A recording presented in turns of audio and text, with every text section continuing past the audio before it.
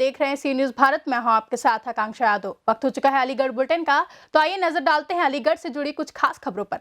अलीगढ़ जनपद में गत वर्षों की भांति इस वर्ष भी प्राचीन सिद्धपीठ श्री गिलहराज जी हनुमान मंदिर से देव दीपावली महोत्सव का कार्यक्रम मंदिर के महंत योगी कौशल नाथ के सानिध्य में आयोजित किया जा रहा है, जिसमें समस्त सामाजिक संगठनों ने अपनी अपनी जिम्मेदारी ली है।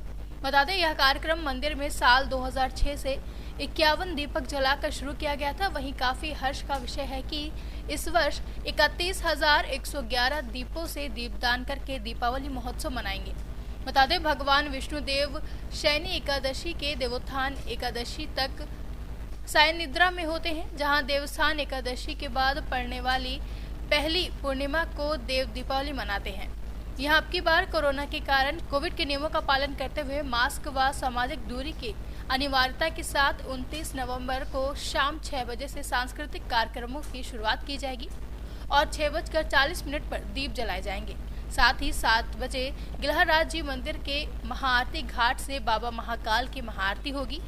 वहीं इस बार सुबीर रॉय मंत्री मंडल को पूर्वी अचल सरोवर की साज सज्जा की जिम्मेदारी सौंपी गई है।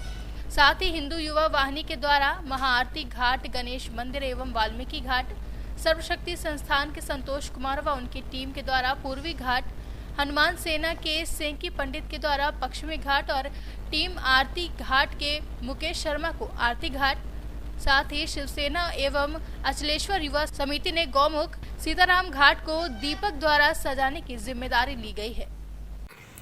पंचदश देव दीपावली महोत्सव के संदर्भ में इस प्रेस वार्ता का आयोजन गिलहराज जी हनुमान मंदिर में किया गया है। परंपरागत रूप से गत 14 वर्षों से हम देव दीपावली महोत्सव का आयोजन करते आ रहे हैं। इस वर्ष भी 31,000 दीपकों के साथ बाबा महाकाल की आरती की जाएगी। अचल के समस्त घाट एवं मंदिरों को सजाया जाएगा दीप मालिकाओं के द्वारा। सर्वप्रथम प्रातःकाल हमारी सभी 11 समाज सेवी संस्थाएं आकर घाटों को साफ करेंगी। अपने अपने घाटों को साफ करके उन पर रंगोली बनाएंगे। रंगोली के उपरांत दीप रखेंगे। ये सारा कार्य हम लोग 5 बजे तक कर लेंगे। 5 बजे के उपरांत सांस्कृतिक कार्यक्रम शुरू होंगे। 6:40 पर यहाँ भी हमारे कार्यकर्ता खड़े होंगे, वहीं से दीपकों को हाथ में लेके महाआरती करेंगे। इसमें मुख्य अतिथि कौन कौन रहेंगे? मुख्य अतिथि सारे गणमान्य विधायक, सांसद एवं अधिकारी वर्चुअल रूप से मुख्य अतिथि रहेंगे। पहले वो यहाँ आते थे, लेकिन कोरोना गाइडलाइन के कारण उनको वर्चुअल जूम ऐप के द्वारा हमने आमंत्रण भेज दिया है। वो उस वक्त हमारी सभी आरतियों का, सभी घाटों की रंगोलियों का सभी आनंद लेंगे, क्योंकि कोविड की वजह से हम ज़्यादा संख्या में भीड़ नहीं कर सकते और मुख्य अतिथि होने पर उनको सुरक्षा प्रदान करना भी हमारा कर्म है। तो इस वजह से मुख्य अतिथियों को माननीय विधायक जी से वार्ता हुई है। माननीय वरिष्ठ पुलिस अधीक्षक, माननीय ADM सिटी महोदय, ये सभी वर्चुअल रूप से हमारे साथ उपस्थित रहेंगे। कार्यकर्ताओं को निर्देश दिया गया है सामाजिक दूरी के पालन का, मास्क अनिवार्य रूप से पहनने का। साथ ही साथ हमारे इतने घाट हैं, हमारे 11 घाटों पर 20 से अधिक संख्या में कार्यकर्ता नहीं होंगे, ताकि भीड़ कहीं इकट्ठी नहीं होगी। और महाआरती भी हम सब तरफ से बांट दिए हैं, तो मुझे लगता है कार्यक्रम बहुत अच्छा सुचारू रूप से होने जा रहा है। मास्क और सैनिटाइजर का वितरण भी किया जाएगा। अगर कोई भक्त बिना मास्क के आता है तो मंदिर के मुख्य द्वार पर मास्क का वितरण होगा। सैनिटाइजिंग के लिए सेंसर मशीन पहले ही लगा दी गई। अलीगढ़ से सी न्यूज संवाददाता संजीव शर्मा की रिपोर्ट।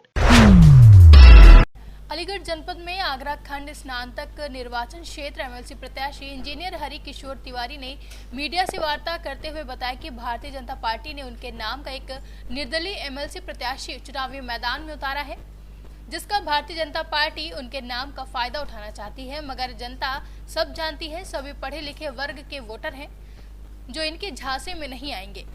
उन्होंने कहा कि मैंने सभी युवा वर्ग के लिए कई काम किए हैं, जो कि मुझे इटावा का इंजीनियर हरि किशोर तिवारी के नाम से जानते हैं।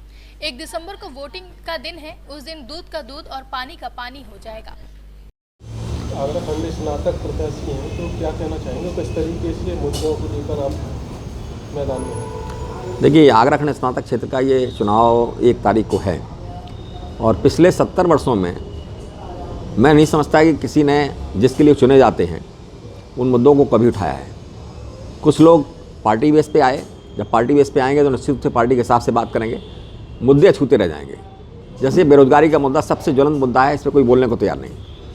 आउटसोर्सिंग पे हम लोग चूँकि बहुत लड़ाई लड़ी है सरकारों से, हमने आउटसोर्सिंग के 5 और 10 हज़ार के रूप में बड़ी बड़ी कंपनी आ रही हैं। ईस्ट इंडिया कंपनी जैसी ही कंपनियां हैं, मैं उनको यही संज्ञान दूंगा, और वो आती हैं और हमारे लोगों का शोषण करती हैं, बेरोजगारी का शोषण करती हैं, और 5,000 10,000 रुपये देने के बाद 5 साल बाद भी उनको निकाल के बाहर कर देती हैं। वो फिर क्या करेंगे आप कल्पना नहीं कर सकते हैं। अगर उनको 5,000 10,000 रुपये जो मिल रहे हैं वो भी नहीं मिलेंगे तो ये मजाक है बेरोजगारों का हमारे देश में। इस पर बहुत बड़ा जन आंदोलन होना चाहिए। मैं समझता हूँ हम उसमें उतरेंगे, उनका साथ देंगे और उसको बड़ा इशू बनाएंगे। इसी तरह से एम्प्लॉयमेंट एक्शन आप देखिए कैसे हो गए हैं। पहले ज़माने में एम्प्लॉयमेंट एक्शन में हम लोग जाते थे, वहाँ नौकरियाँ मिलती थी हमें। आज सफ़ेद हाथी हो गए, कोई काम नहीं कर रहे वो लोग। वजीफ़े हैं वो मनमर्जी मिल रहे हैं, भ्रष्टाचार हो रहा है उसमें सब में। जिसको जो उस लायक है उसको वजीफ़े नहीं मिल रहे हैं। तो ये तो ऐसे छोटे छोटे काम हैं जो कि अगर मॉनिटरिंग की जाए, अगर दबाव दिया जाए तो सरकारी अधिकारी और सभी लोग मिलकर इसको कर सकते हैं। 1 प्रोडक्ट 1 डिस्ट्रिक्ट का एक योजना आई थी सरकार की, आज 3.5 साल 4 साल हो गए सरकार को। मैं नहीं समझता कि योजना बहुत अच्छी थी, उसके बाद कहीं ज़मीन पर आई हो। उसमें कोई भी रोज़गार हमारे प्रदेश में पैदा नहीं हुआ। कौशल विकास योजना में आपने देखा कि कौशल विकास रोजगार योजना में तमाम ट्रेनिंग की हुई, ट्रेनिंग में बहुत बड़े बड़े लोग लाए गए। वही फिर बात आ गई कि बड़े लोगों को फ़ायदा देने के लिए ये सब रचा जा रहा है, ये सब प्लानिंग की जा रही है। नीचे धरातल पे जिसके लिए काम किया गया वहाँ उसको कुछ नहीं मिल रहा है। तो इन सब के ऊपर हम लोग लड़ सकते हैं, हम लोग लड़ेंगे भी। जो हमारा जीवन इसी में लड़ने में लगा है सरकारों के खिलाफ विभिन्न मुद्दों में। कर्मचारियों और शिक्षकों की जहाँ तक बात करें, मैंने बड़े बड़े आंदोलन किए हैं। जैसे पुरानी पेंशन के लिए मैंने बड़े आंदोलन बहुत बड़े प्रदेश में किए हैं, मैं उसका प्रदेश अध्यक्ष रहा हूँ।